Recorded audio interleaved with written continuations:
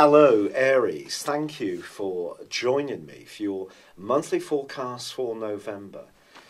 As this month begins, the Sun is forging in the sign of Scorpio, which is all about death and passion and transformation. A stunning angle to Neptune, the planet of dreams. But Neptune's in a very psychological part of your scope. So this really calls upon you to be very much in touch with your sixth sense.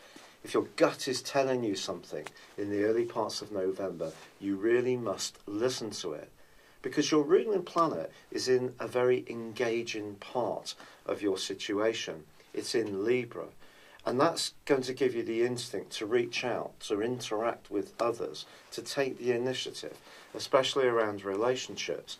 So if you are wanting to make any relationship moves, I think it's important, therefore, that you don't go against what your sixth sense tells you. Now, as soon as the 4th, there is a full moon. This occurs in Taurus, and Taurus is very stable energy, but for you it's about your everyday financial expenditure, and you may have to think carefully about an in or outgoing in the following 2 weeks. But this also merges, but in a positive way, with Neptune, so that takes us back to this need to really tune into your senses. However, by the 6th, you have an opportunity to get more logical about things, because Mercury relocates into Sagittarius, your sister fire sign. Now he is, in detriment in this zodiac sign, but it does give you the chance to probe beneath the surface, check out facts and figures, and particularly in the last week of this month, where Mercury goes alongside the stern but exacting energies of Saturn. But perhaps the highlight of this month in terms of the potential for you occurs on the 7th, because then Venus moves into the most passionate of areas for you, into Scorpio too, replacing Mercury. But from the 10th through to the 16th, Venus is going to be combining beautifully with Jupiter. Now, this particular aspect hasn't happened in these zodiac signs for the last 12 years. So this is an opportunity for you to really get in touch with what you want in terms of the more sensual side of your nature and your needs.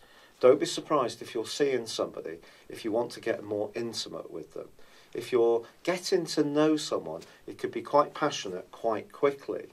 Now, if you're wanting something that's long-term and can grow into something that's much more committed, then do let that guide you, because your desire, the desire side of your nature is going to be so strong, it's possible that you could end up having a little bit of a fling, but if that's not what you really want, that could be something that you may find more challenging.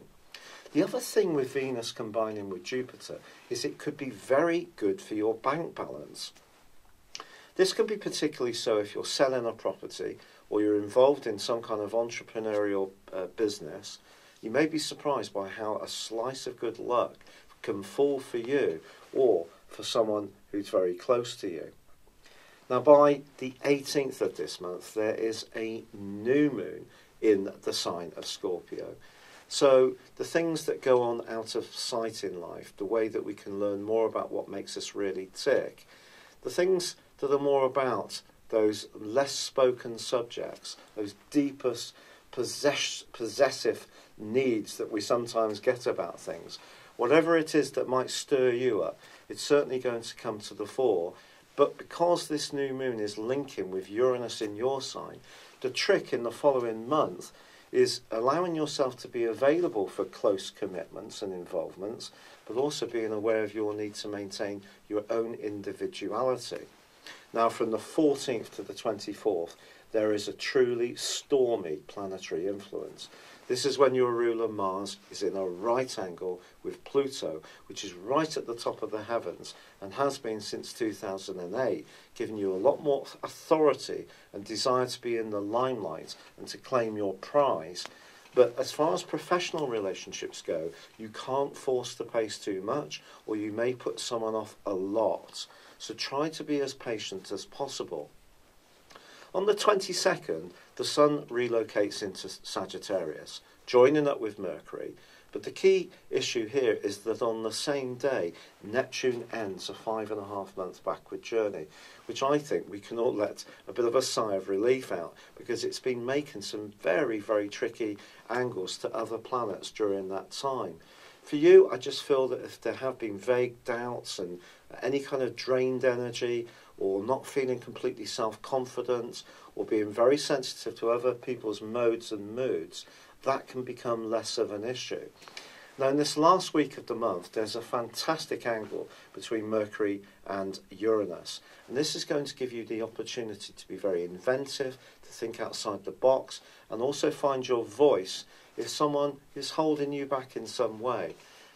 But also, there is a very potent link between Mars and Uranus. So if there is a situation where you really do need to just cut through the layers that are being presented to you, and you want to be very authentic in what you need to say, then this is certainly your time to tell it how it is. But with Mercury alongside Saturn in the last week of this month, it is going to be vitally important to be utterly sincere but also accurate around your facts and figures, because Saturn's journey through Sagittarius has tripped us up all around lack of knowledge. And we've seen with fake news how that goes against really what Saturn in Sagittarius really should be about, which is about reality. It's about proving things. It's not about philosophy, it is about accuracy. So if you are talking about something that's important to you and you want to be more outspoken, then do be clear in your facts and figures. But this is certainly a month when you can listen to your intuition, and when your love life can take a very favourable and sensual turn. It's been a real pleasure being with you. Thank you for joining me.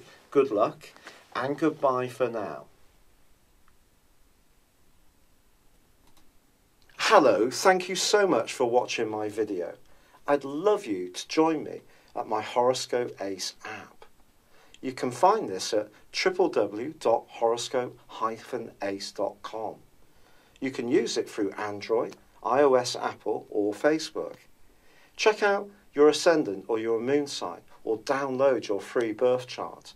There's all your favourite videos, plus there are daily, weekly, monthly and yearly horoscopes for general, love, Chinese and Indian astrology.